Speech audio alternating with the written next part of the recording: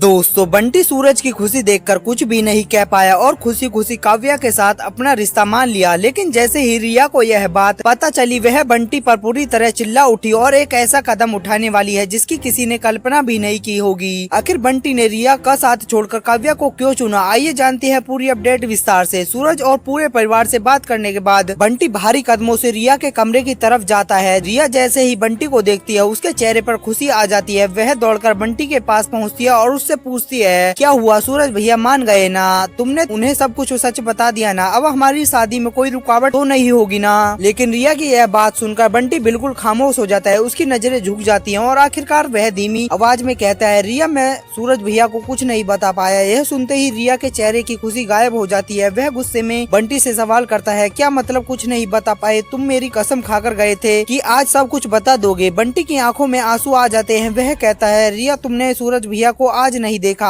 आरव के जाने के बाद वह अंदर से पूरी तरह टूट चुके थे, लेकिन आज पहली बार मैंने उनकी आंखों में काव्या के लिए खुशी देखी है। उन्होंने मुझे गले लगाकर कहा कि मैंने उसकी बहन की जिंदगी में खुशियाँ वापस लौटा दी हैं। बंटी आगे कहता है, मैं उस पल उसका भरोसा नहीं तोड़ सकता था। अगर मैं सच बता देता तो सूरज भैया की खुशियाँ भी छिन जाती और काव्या की जिंदगी में फिर बर्बाद हो जाती और यह गुनाह मैं नहीं कर सकता था। लेकिन रिया यह सुनकर बेकाबू हो जाती है। वह बंटी का कॉलर पकड़कर चिल्लाती है, तो मेरी खुशियाँ का क्या, मेरी जिंदगी का क्या सूरज की खुशी के लिए तुमने मुझे छोड़ दिया? बंटी के पास रिया के इस सवाल का कोई जवाब नहीं होता। वह चुपचाप बस वहाँ से चला जाता है। लेकिन रिया की आंखों में आंसू नहीं बल्कि गुस्सा साफ दिखाई देता है। अगली सुबह घर में काव्या और बंटी की सगाई तैयारी शुरू हो जाती है। पूरा घर सजाया जाता है और परिवार में खुशी का माहौल होता है। काव्या भी नई जिंदगी शुरू करने के सपने देख रही होती है, लेकिन दूसरी तरफ रिया चुपचाप सब कुछ देख रही होती है। उसके चेहरे पर एक अजीब सी खामोशी है और जैसे ही उसके दिमाग में कोई बड़ा फैसला चल रहा हो। आखिरकार सगाई का वक्त आ जाता है। काव्या लाल जोड़े में सामने खड़ी होती है और बंटी मजबूर की मुस्कान लिए